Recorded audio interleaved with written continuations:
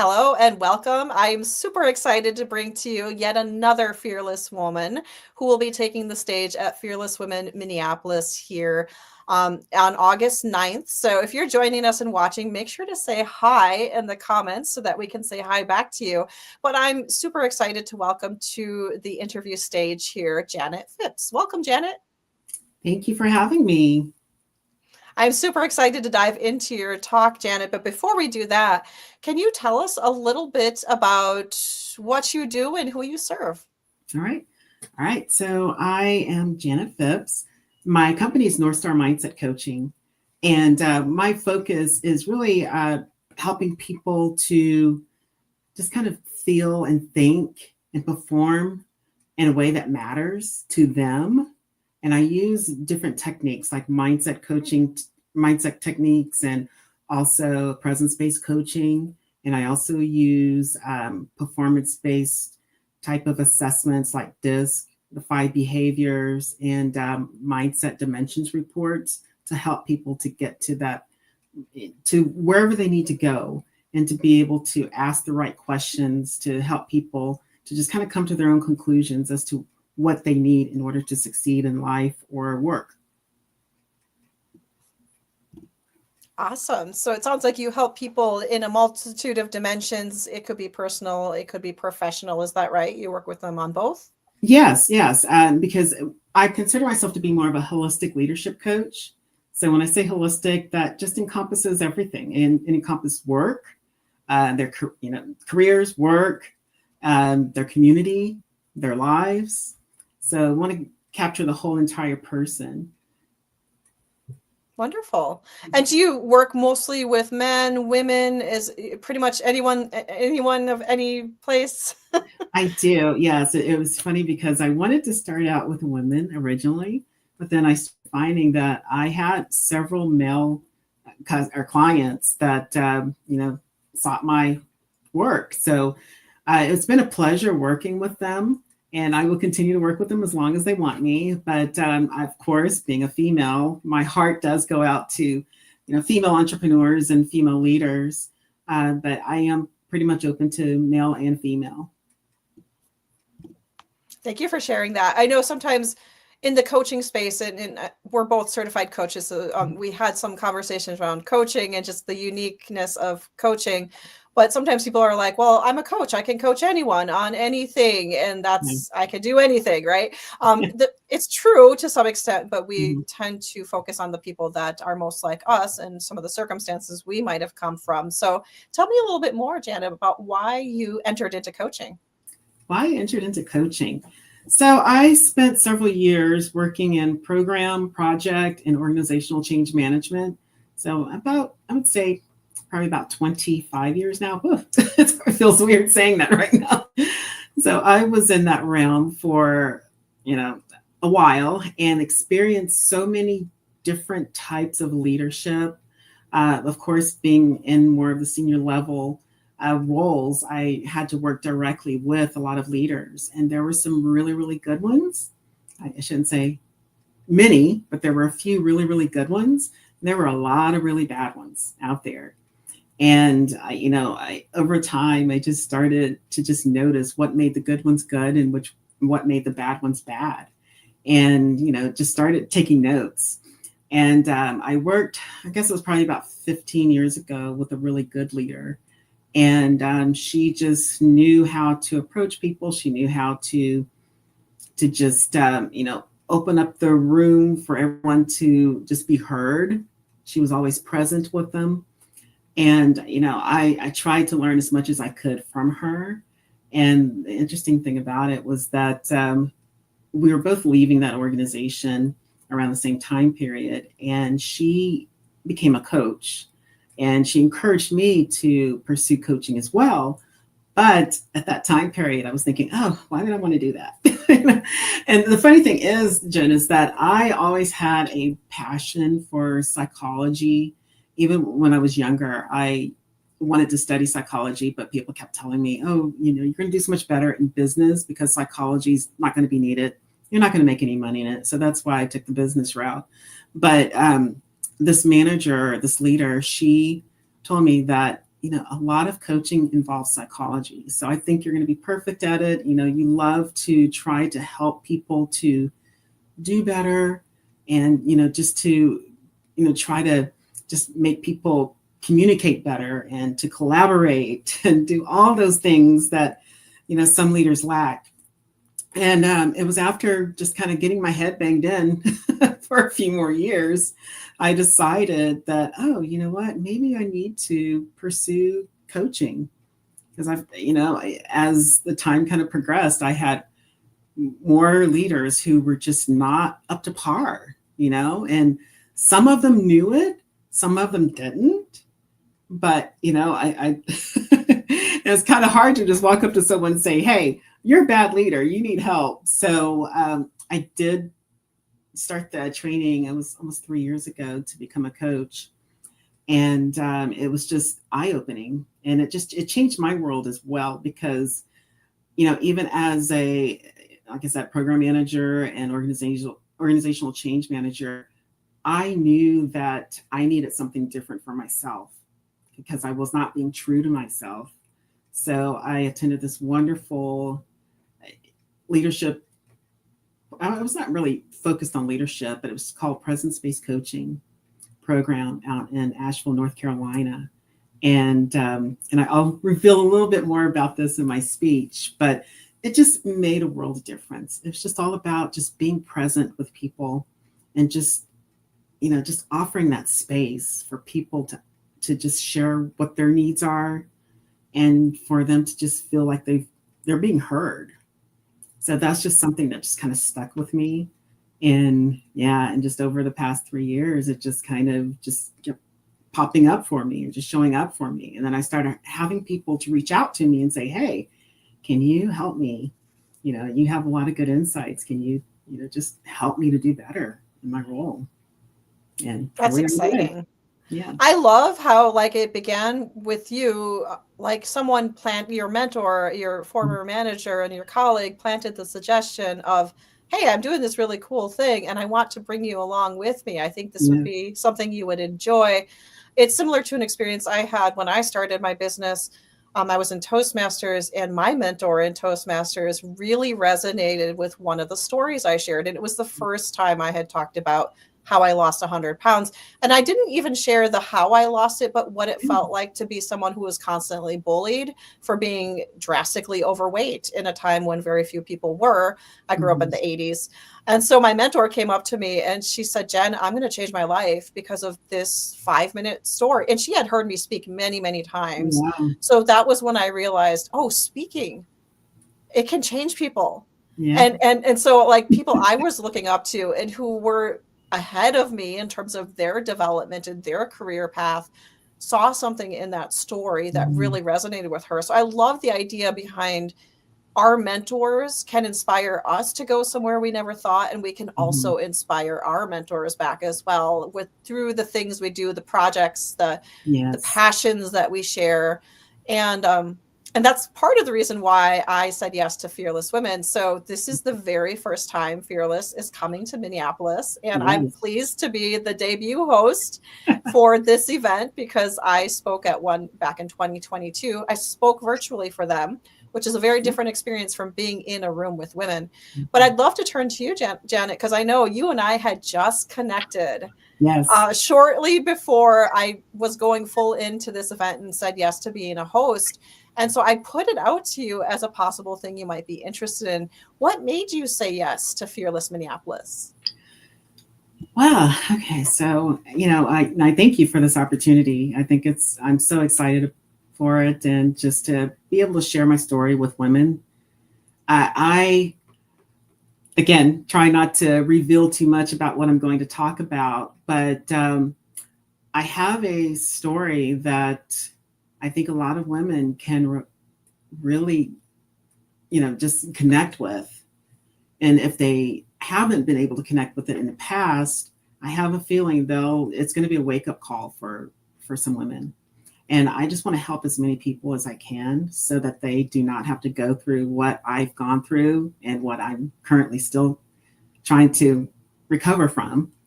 So, I just thought that this would be a great opportunity to just share my story and just share that, being fearless is not about eliminating fear. It's more about just building the capacity to face it with clarity and self-trust, knowing that you can trust yourself and knowing that, anything that you might think about for yourself or your career, you just need to listen, you know, and, just you don't have to always be strong, and you don't have to look strong on the outside, and you just can, you can just show up and just give to yourself. You don't always have to give to other people. You don't always have to achieve, but, sometimes we become so disconnected that, it can cost your health, your mentality, your peace, and your perspective. So that was one of the things that really just caught my attention about just being a part of this Fearless Women event. It was that I want to help other women before they either go too far down a path where they don't want to go, or, just let other women who maybe have experienced the same thing and maybe if not shared their experience to just feel even better. That they're not alone. I love that. Yeah, none of us are alone when we Mhm. reach out and ask for the support we need, or even just share the same space with people, because we don't know what those conversations will lead to. I think it was Michelle, who's also on the Fearless stage. She shared that sometimes the magic doesn't happen on the stage or in the front of room. Sometimes the magic happens in the hallway Yeah. when you're picking up your lunch or you're grabbing a coffee and there's another woman next to you, and you never know when those things will come together or when you'll find Mhm. that person who inspires you. And I love your definition of fearless, Janet, which you also mentioned not just that fearless is not having no fear necessarily, but it's also being willing to do what you need. It's not always about giving. Sometimes it's about receiving. And I haven't heard that yet in these interviews. So I appreciate that fresh perspective on sometimes it's what you need. And that's not a selfish thing. Yeah. Sometimes that's important. So your talk, I'm super excited to hear more about your talk because again, I haven't heard you speak yet. So this will be my first time hearing you as well. But your talk is called The Power of the Pause. Your inner Yes. compass is waiting. So Yes. I know you don't want to give too much away about your talk because that's for the people who have tickets. And you can look below this video for the ticket link if you don't have your ticket yet. We have a buy one, get one special right now. But tell me more about this idea of the power of the pause, Janet. What does that mean? Well, it's just going to be a different kind of conversation that, I want to have with people. And it goes beneath the surface. And it's not about doing more or pushing harder. It's just more about reconnecting with what matters most. And especially in this world where, it's you're constantly looking for rewards for what you do. And this is more about rewarding yourself and just returning to yourself. And it's going to be filled with tools, and I shouldn't say too many tools, but tools and frameworks that will kind of help people to just get a better understanding of what it takes to change. Because it's more than just saying, hey, I'm going to stop going to so many meetings, because you can't really do that. You have to do some other things in order to stop going to so many meetings. And, it's going to be very interactive, thought-provoking, and honest. Just want people to be honest with themselves, and, they can share honesty with some people sitting next to them as well. Well, I can't wait to hear more of your story, and maybe even some of those snippets of when you found opportunities or you seized the opportunities to pause yourself. Because Mhm. as a business owner who has children, has a family, has commitments outside of this beautiful business, running an event for the first time, there are a lot of competing priorities in life. And so Mhm. I personally struggle with pausing. I'm an Yeah. action-oriented person, so it's difficult for me to just let myself be. Sometimes I Yeah. don't even know what that means for me. Like, what does it mean to just be? Even today, I'm not feeling the best, but I showed up Mhm. for interviews. I showed up for speaking opportunity that I had already said yes to. I didn't want to say no because I had already committed to those things. But what would change if we took a moment, and maybe that's every day, maybe that's once a week, but to like pause and rediscover what that looks like for you. What Yes, is the moment in between the moments? exactly. Yeah. And it's about just listening to what you need, what your body is telling you you need. and not what other people are trying to push you to do. It's not your schedule. It's what your body needs. If your body needs to rest, it needs to rest. It's Very trying true. to tell you something. And if you don't rest, your body's going to punish you for that. So please listen to your body. Yes, indeed. Is there a story you'd like to share, Jen? And I know you've got some great stories you're already going to tell us on the stage, but 20 minutes goes by really fast. So is there a story of a time in your life, either personal or professional, when you didn't pause and you didn't listen to your inner compass? And what happened? Yeah, and that's actually going to be a part of my talk. One of the things that I will say, I let that happen for too many years, and I was tired. I was exhausted. I just kept pushing and giving, working 60-hour work weeks. And, it started having an impact on my health, on my relationship with my husband, and even the relationship with my son. And, that wasn't right. But, for me, I kept thinking, oh, I'll do this and we'll have nice vacations, making great money. We'll go on a nice vacation, 2-week vacation, or, I'd buy a nice new pair of shoes or new handbag. But that wasn't what I needed at that time period. I really needed to just sit down and listen to my body, listen to, what my mind and my heart was telling me to do. Again, like I said, I'll share more of that at the talk, but yeah, you really have to listen, because it can really change your life if you don't. Yeah, thank you for sharing. One of the things that I don't share as often, I'm going to share it now, but one of the reasons why I took a big pause on corporate and I quit corporate, I started my business while I was still in corporate. So I worked in financial services for 16 years, but I took a pause on corporate life just because my daughter was suddenly needing a much more support from me than I could provide to her while working full time and building business.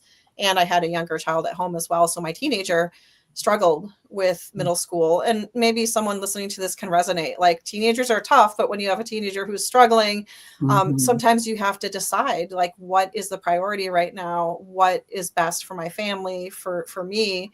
And at that time, quitting corporate was the answer. Luckily, I had already started my business, so I had the ability to just pick up my business, work in between the various appointments and things that I needed to do to support my daughter. But we don't always have that option, right? Sometimes we do and sometimes we don't. But I like how you shared that, some things were showing up for you where, like, I could just go on vacation for 2 weeks. But I think I read somewhere or heard someone quote this, and I don't remember who it came from, so I'll be open about that. But find a job or find a career path that you don't need to take a vacation from.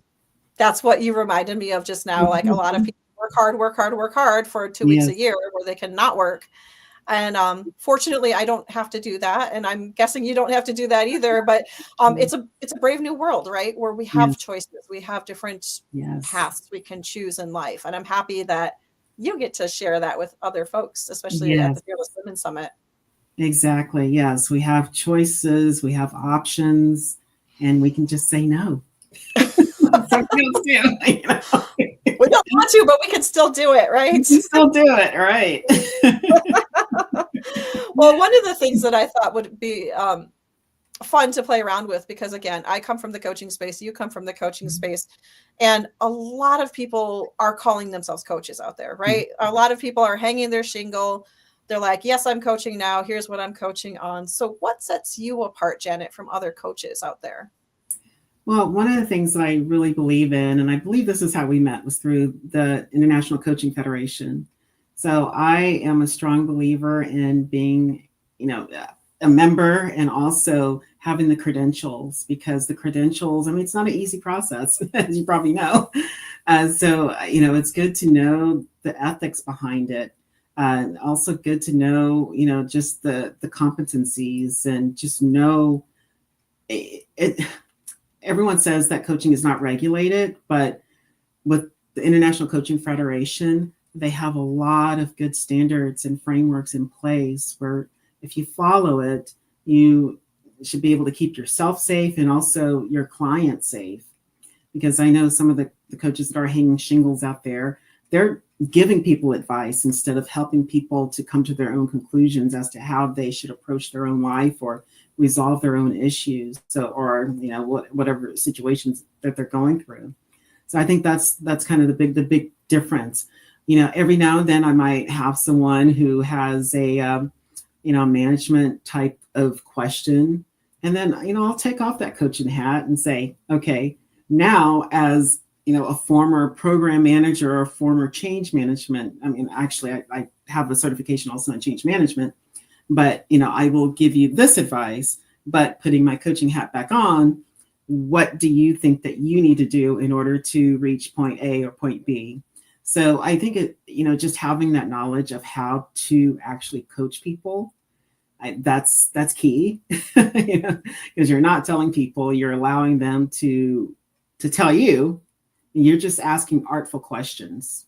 So I think that's really the key thing, is asking those artful questions and just helping people to, just kind of help themselves.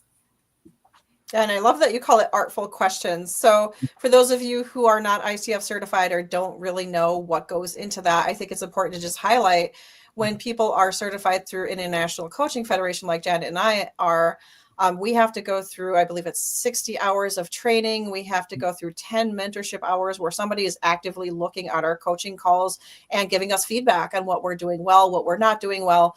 We have to certify so many hours working directly with clients. So that's how we can get certified. It's not just the education, it's also the experience. You have to show that you have a client roster, that you have actual clients that you're coaching, and you are set to a certain standard, and you are given feedback on that standard. So unlike other types of coaching where you could say, yeah, I'm a marketing coach, but basically you're giving out advice, you're doling mentorship, you're telling people what to do, especially people who do DIY kinds of courses and things like that. Whereas coaching is a relationship. It's an ongoing relationship where you're guiding people, facilitating, but you're not telling them what to do necessarily. You're helping them come to their own conclusions. So for those of you who are coaches, maybe you'd like to expand on that definition a little bit. I'm happy to hear those comments below this video, but definitely let me know as part of that conversation.